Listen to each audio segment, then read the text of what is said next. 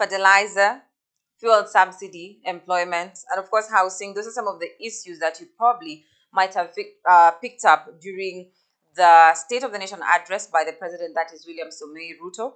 And that is what we are going to be discussing right here on the Q&A table. So karibu sana. Good morning, good afternoon, and good evening, depending on whatever time you are joining us. As usual, I am joined by Emmanuel Bosire, who is our analyst, who will help us digest 1 to 3 things that we have seen or that are happening in our country, Kenya. Now, of course, we have seen or we have witnessed the delivery of the first State of the Nation address by President William Ruto. That is since his state, since he started his work in the country, that is Kenya, after being announced or uh, after becoming the president of Kenya. And a lot of things we had discussed earlier on in terms of what Kenyans were expecting versus what they've delivered. And that is what we are going to be discussing right here on the Q&A table. Now, Emmanuel, if I may ask, you've listened to the presidential's State of the Nation address. What is your reaction, or how do you feel about what was said or what the president decided to address? According to the constitution, it's a constitutional event. No. Whereby the president addresses the state in parliament once in a year and in another time. So the other time depends on emergencies. So for today one, it was just about fulfilling what's in the constitution. So that some days we don't say that we've never seen the president coming to the parliament. He's avoiding constitutional remarks. From what he speak, I can generally say that it was just to fulfill and act to what the constitution requires a president to address the state of nation. Yeah. Okay. Now, before we get into matters that were discussed earlier on, of course, a lot of things transpired before today. So we saw the likes of Edwin Sifuna through X, formerly known as Twitter, posting that the standing orders require that the head of state in an address to parliament be heard in silence. Two problems. Number one, Ruto cannot be trusted to paint the true picture of the state of the nation, which, as you know, is dire. And number two, I cannot sit quietly listening to lies. And for these particular reasons, Edwin Sifuna stated that out of respect for the institution of parliament, he shall not be attending the State of the Nation address.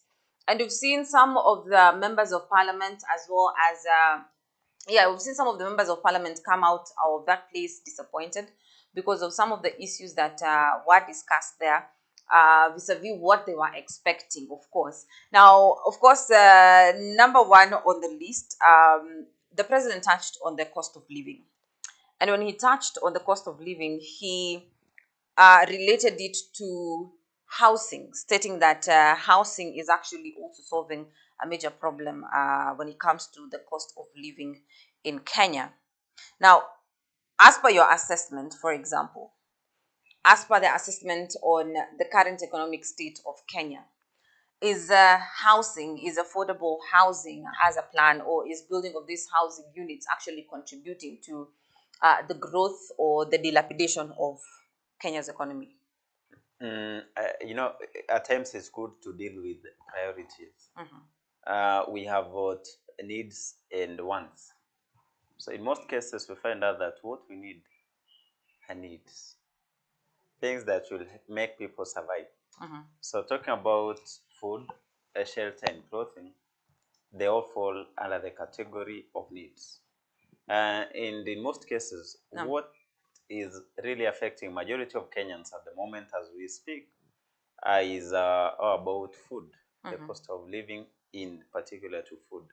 So people, you can have a house and sleep hungry. How will you name that? You could be wearing a cloth and then you are maybe hungry. So they always say that a hungry man is a hungry man. So talking about the problems that Kenyans are facing at the moment, Yes, housing is one of the problems, but the one that needs to be sorted out first is all about food security. People need to eat before getting money in their pockets to afford a house or to first get clothing for wearing in. So when you find out that the state of address shifted its attention from food, in as much he partially talked about it, and then put his attention much about housing. So this makes it seem like the issue about food is neglected. So when you neglect food, and then, but again, that's as I had indicated, that these are things that it's just a formality, that the president should address the parliament once per year and any other time. So those are formalities sometimes. Okay, Yeah. okay. Now, as I said it earlier on, a lot of things happened, or some things happened before this particular State of the Nation address. One of it being the president making personal calls to different people in Kenya, and them giving their opinions, as well as, let's say, sharing the experience on how things have been so far. One of them being, of course, a farmer. And even we saw during the address him talking about the Hustler Fund bit, stating that there are those who have benefited a lot from the Hustler Fund, which is one of course, one of the biggest things that his government has been able to accomplish, because number one, it has facilitated, of course, affordable credit in the country, as well as creating a saving culture in Kenyans. Now, I just want us to listen to one of the calls, and then we'll be right back. Yes. Election and the things he's doing now are two different things. Hello? I don't know. Yes. Ujambo? Because I Jambo sana na wewe ujambo? Si jambo ndugu, mimi naitwa William Ruto. Naomba kuongea na Albert. Oh, mimi ndio Albert Mwinyi. Oh, Albert, habari? Mzuri sana. Uko salama? Niko salama kabisa, Your Excellency. Habari za Embu ama ni wapi huko? Mimi niko mahali kunaitwa Embu. Embu. Yes sir. Sehemu gani ya Embu bwana Albert? Niko mahali kunaitwa Mbeti North Ward. Oh, Mbeti North. Manyata Sub County. Oh, Manyata Sub County. Yes sir. Very good, very good, very good. Yes. Mimi niko salama, nilionelea nikupigie nikujulie hali. Okay, umefanya vizuri Your Excellency. Na nilikuwa nataka kujua mambo yako ya kilimo. Nimesikia kwamba wewe ni mkulima. Mimi nalima, lakini si ile mkulima ya sana. Ni kiasi. Ni kiasi. Ni kiasi, lakini nalima, najaribu. Unajaribu Yes sir. Very good. So mwaka huu umelima shamba kiasi gani? Mwaka huu nimelima shamba ni a few pieces ziko pamoja. Ndio. Lakini ni kama eka 4-5. Very good. Eka 4-5 hivi. Ulipata mbolea bwana Albert? Your Excellency, nilipata mbolea. Ndio. Ya kutoka kwa cereal board. Ndio. Ile ambayo ni subsidized. Ndio. Ambayo tulinunua na bei ya chini kama 2,500. Yes sir. Okay. Pale mbele mlikuwa mna hiyo bei ilikuwa ngapi? Mbeleni. Ndio. Mbeleni tulikuwa tunanunua kwa cereal board last season tulinunua na 3,500. Ndio. Lakini season hii tumepunguziwa ikawa 2,500. Okay. Na kwa duka ni a bit more expensive. Ndio. Na wakati tulikuwa tunanunua 6,000. Na 500 hivi. Na kutodress tunanunua kama 4,000 kwenda 5,000. So umeona hii mpango ya kupunguza hii gharama ya mbolea ni mzuri? Your Excellency, hii mpango ni mzuri sana. Ndio. Kwa sababu kama hapa kwetu Embu usipolima na mbolea ya fertilizer. Ndio. Inakuwa ngumu sana kuharvest chakula ambayo unaweza sema umeharvest. Ndio. But ukipata sasa hiyo subsidized unaweza kupanda shamba kubwa na mbolea. Ndio. Yes sir. Na ukipanda na mbolea unapata mapato kiasi gani kulingana na kama hujaweka? Sasa hapa kama hapa kwetu Embu, kama hujaweka hata kunyesha vizuri, pengine upate ngunia 3 kama hauna mbolea ya fertilizer. Ndio. Lakini kama umeweka mbolea ya fertilizer na shamba yako hiyo ni ile kiasi ambayo si mbaya sana, ndio utaweza kupata ngunia kutoka 20 ndio kwenda mbele kulingana na mvua venye imenyesha. Oh, hiyo ni mzuri sana. Lakini kuna inaweza enda hata zaidi ya hapo. Ndio. Kama mvua pia ni mzuri na ulipanda variety ya mahindi ambayo ni mzuri. Yes sir. Hiyo mzuri sana Bwana Mwinyi. Sasa so hii mpango tuiendeshe mbele. Hii mpango ni vizuri iendelee mbele. Ndio. Kwa sababu hii mpango ikiendelea mbele, nafikiri tutaweza kuzalisha chakula mingi. Ndio. Kuliko bila huu mpango, kwa sababu ni wakulima wachache wataweza kuafford 7,000 ya kununua mbolea. Ndio. Kwa hivyo hii mpango ni mzuri ya excellency. Okay. So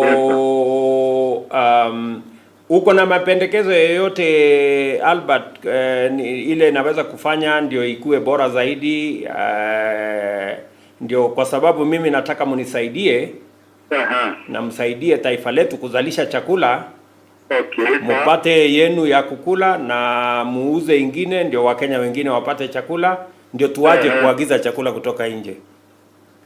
Ya excellency, pengine pendekezo langu ndio lingekuwa hii mbolea ikaribia wakulima zaidi.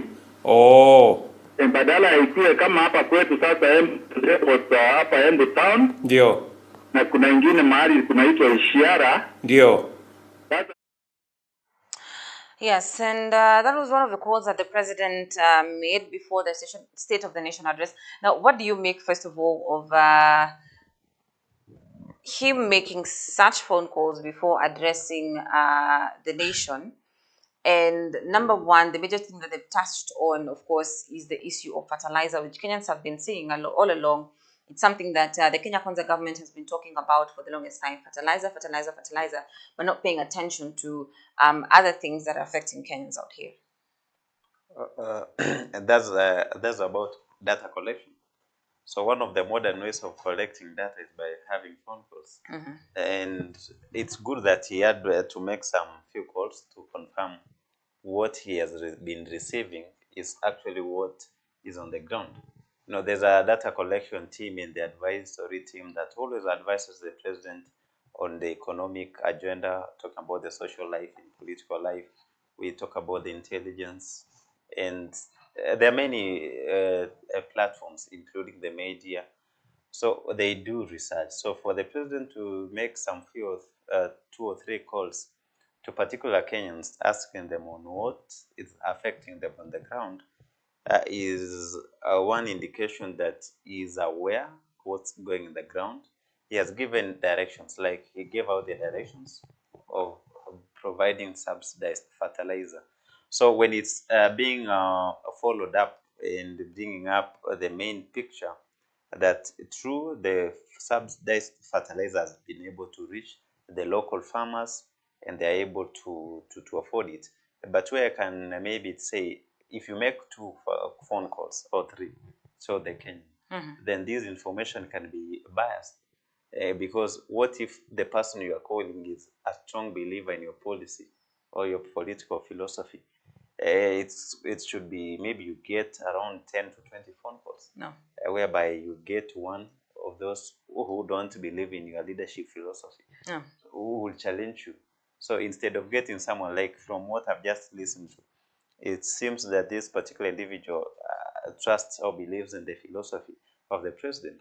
So that gives a representation of those trusting in President William.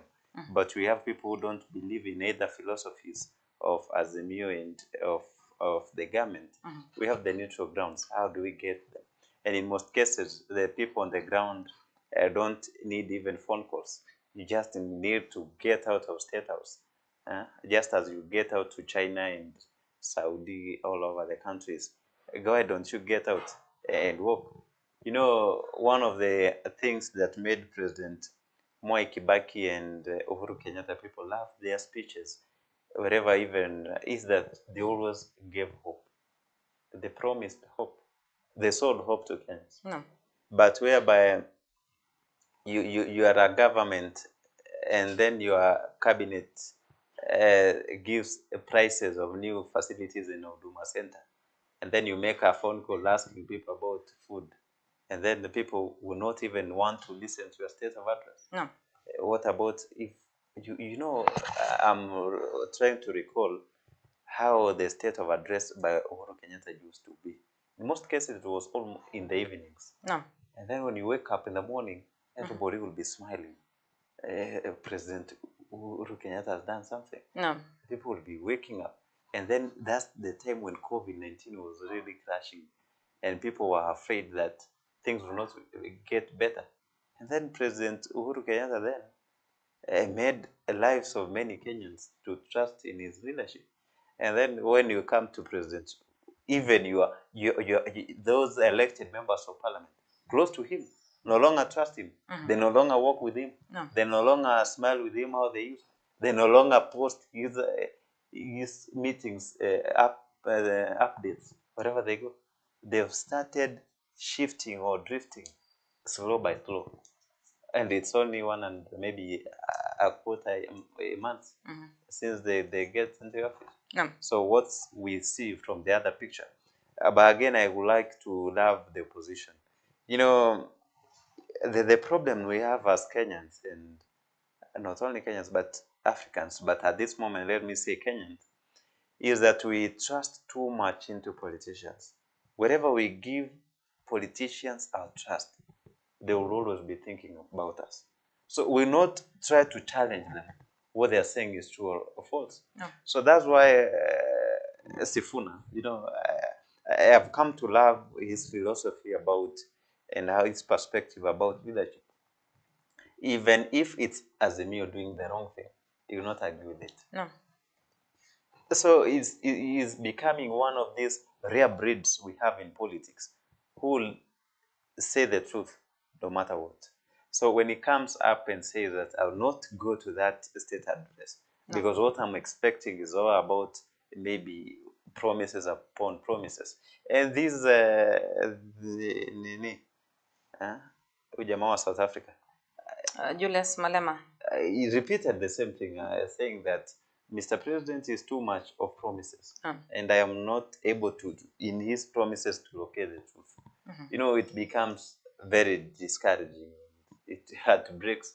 Now, see the whole picture, the MPs from both sides, the women reps, all leaders attended, majority attended. No. The few did not manage, and it was intentional. They never wanted to go. And those who went came out crying that what they expected did not. It's not happen. what he They had the meeting instead of the PG for Kenya Kwanza. So in there, the MPs had pleaded with the government, telling the president, we are getting unpopular. People are, the ground is shifting. Can you please bring hope, even by reducing the price of fuel? Just give subsidies to April and let's go and announce that the fuel prices are done what? Has come down. No. And you get again popular. And he told them, you know what? You know how he told them? You should not be popular. And so to me, the president is making phone calls is one of data collection.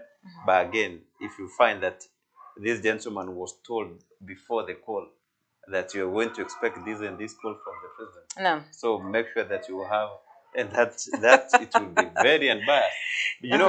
It takes a minute or two to tell a genuine conversation, and one that has been tailored to fit the intention.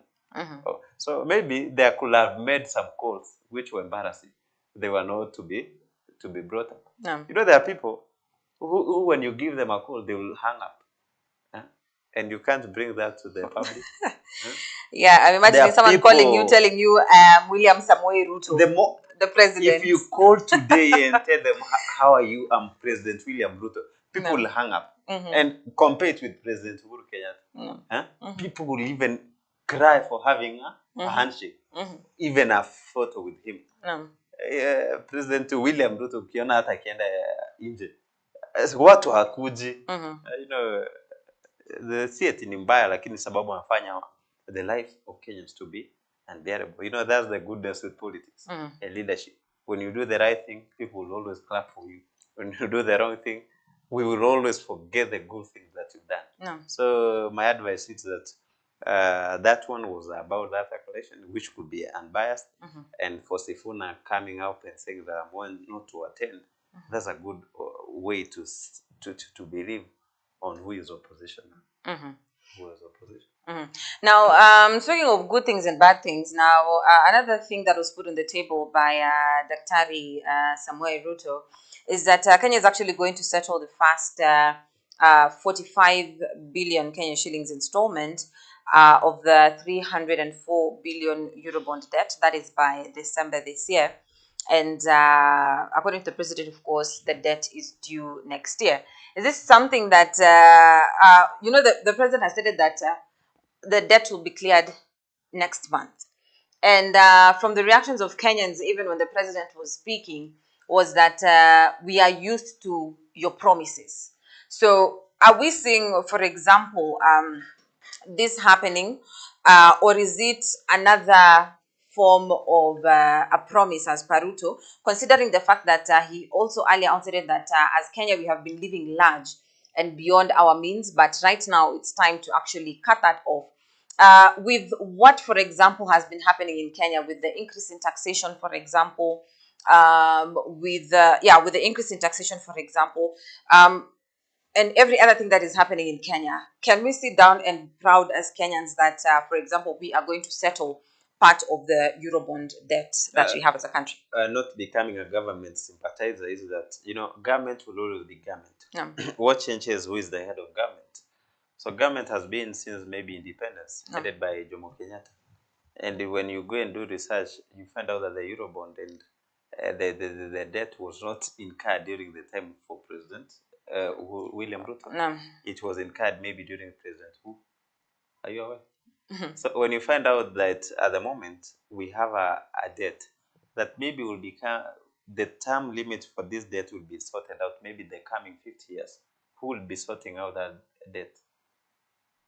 The president will be there. The president will be and there. And Kenyans, no. So there are things that we would not even want to politicize, so long as the agreement for the debt was given maybe sometime years back, and it served its intention, and maybe some amount. There are defaulters in any loan. So the defaulting period could have been given maybe to Kenya, maybe 10 to 20 years.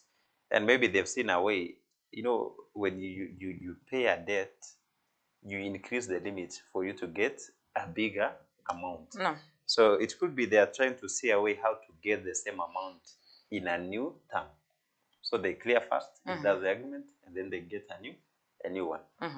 So about clearing it, but again, that one will need maybe someone good in finance, dealing with the issues of finance and how the debt management is done. You cannot maybe be earning 2,000 a week and you owe someone 5,000. You cannot take the entire 2,000 you make and pay the debt back with it. your creditor. No. So what you need is that you need a system whereby is managing your debt. You say that I'll be paying in these installments, just as the government has been doing. In every budget that you make in every fiscal year, that there's that amount that being put aside to be paying the debts that the country owes. So if that could have been as put as the president said, and then we don't need to discuss it much, is that only Kenyans don't believe on president. President Ruto, you've reached a point whereby it should be saying, now we have done. If we changes this that we have done, it could be somehow better than we will. But there's that difference. Tutatenga, tutaeka. And then aseme tumefanya. No. So if he comes up with a way of saying that we have done as a government, and then that one would be a better one. And just again, if all these promises are becoming very difficult for the president, why does he not allow the ministers, cabinet secretaries to do that? If you allow the government for the cabinet secretary for maybe devolution, you allow the head of the finance to come and give some statements on your behalf.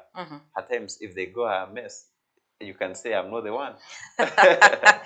Anyway, hiyo ni advice mtu aruke, but as per the constitution, as you stated earlier on, who is mandated to actually give the address, it's the president himself. Now, anyway, of course, we are still talking about Kenyans at large, most definitely.